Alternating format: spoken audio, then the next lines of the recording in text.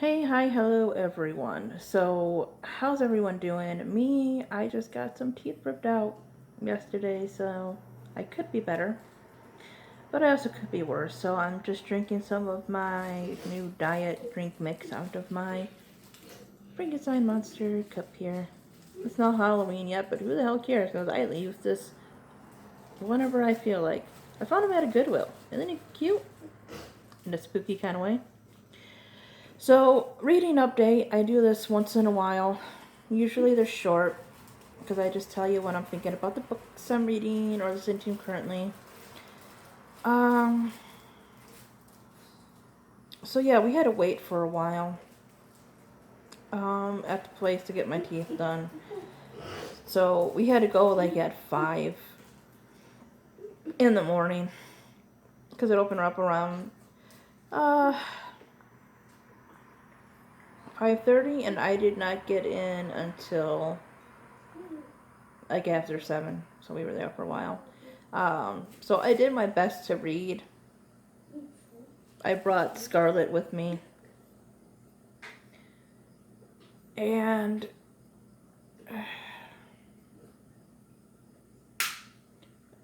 I really wish I would have read it when I was more awake.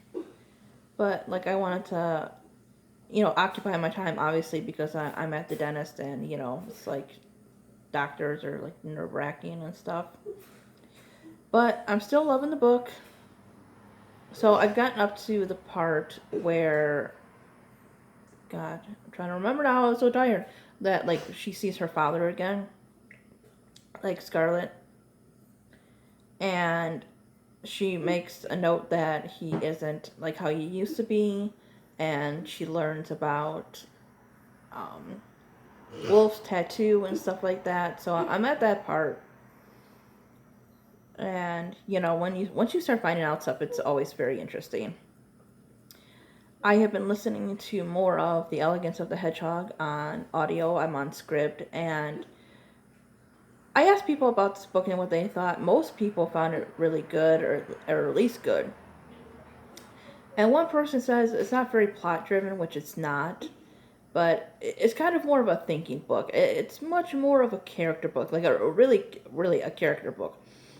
There's really not a whole lot going on. It's more the thoughts of the characters, and right now there's still very little dialogue between characters.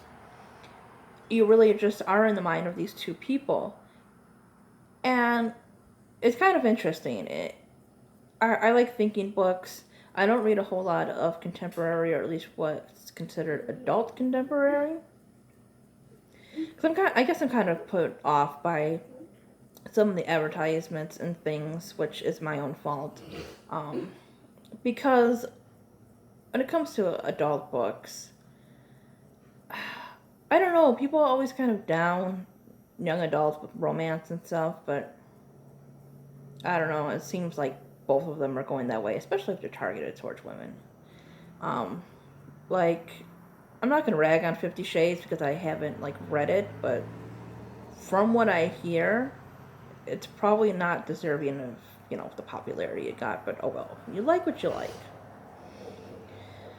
Um, but I had heard about this from a couple of like YouTuber, booktubers, or whatever that I like, and the title obviously sounded interesting. It has nothing to do with hedgehogs, so sorry to disappoint you. At least so far, there's no hedgehog in it. But the title is clever and interesting, and it plays off a thought. I think coming from the girl, because it's told in a dual perspective from an older woman.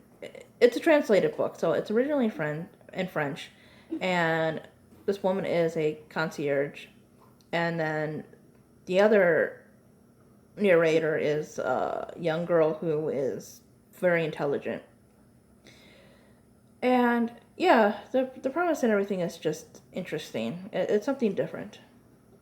It's keeping me drawn in. I am also listening to Legend by Marie Lu. So, as I said before, I want to read more dystopian The thing about it is, though, I haven't read it all.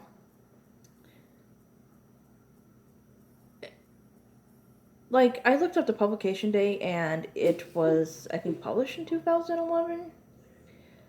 And not that these books aren't good on their own, but it's like they either try to make this badass female protagonist who's just badass, I guess. Like, I was reading, oh, excuse me, Reboot by Amy Tintera, which I have to go back to, but I just really was not caring for the character all that much. She seemed hard and everything, and I guess she had the backstory, which we were kind of getting to, but just some of the stuff in there just didn't quite make sense in personality and character and everything, but maybe that's just me. I don't think you need a badass just for the sake of being a badass, or somebody who's cold and hard just for the sake of it. But I'll try to give that one another go. It's like they're either in love, they have not too much of a personality, or like ambition to go on and live in this dystopian universe and, conquer it like the stories are supposed to go. Or they're just some hard ass to just be a hard ass. Now, Legend is a little different. I'm liking the characters in Legend. This one is also told from a dual perspective. From June, who lives in like a higher society in the country's republic, and Day, who lives in the colonies, which are kind of like, I guess they consider them the lower class, the slums, stuff like that. And it has to do with, their perspectives on things. And there's like this plague going around and such. While I'm liking the story, you can definitely see elements of other things. But it just doesn't quite get there. And I haven't finished the book, obviously. This is just an update on what I'm currently reading. So, things could change. But as of right now, I'm not understanding the world exactly. So, like, they take kids, they give them these trials and everything, and if they don't pass, they're supposed to go to, like, these labor camps or whatever. So, yeah, like, you go off to college or some elite school if you pass, and June has, like, passed hers with, like, flying colors or whatever. She's, like, the prodigy. And supposedly there's secrets surrounding Day and such, and he's, like, this wanted criminal. But he's, like, smarter than people think. And I don't even remember who it was, but somebody brought up, I was watching a review or some kind of, like, books I don't like kind of thing. And they were like, why do they do this? Why do they give these kids trials? What's the point of this? So I'm kind of guessing that some of the answers we don't get in this first book.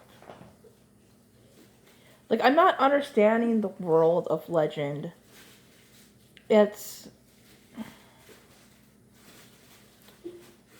almost like, even in tiny, like, microscopic ways, a lot of these books are kind of playing off the popularity of the Hunger Games, which people have said. And I haven't found myself attached to any of them like I did that book. Like, I cared about the characters and such, but there's not a good mix of caring for the characters, the world they are in, what they're up against, etc. Like, I like the characters, I like the flow of the story and everything, and I'm going to see where this goes. It's just, I'm not understanding the world and what makes it a dystopian. Why is the Republic bad? Why do they do this to people? Like, why do they think the colonies are bad? Why are they at war with each other? What happened and everything? Perhaps I'll get my answer later on. I don't know. But I like character-driven books, but this one, I don't know. It's like, I think it's going to be entertaining, but I'm not sure it's going to be a die-hard favorite, just because already I'm questioning things, and there's really not a whole lot of explanation about how things came to be or why they are or what is what. A lot of it just doesn't make sense, but that could be my own perspective. Anyways, this is getting long, so I'll see you guys next time. Bye bye.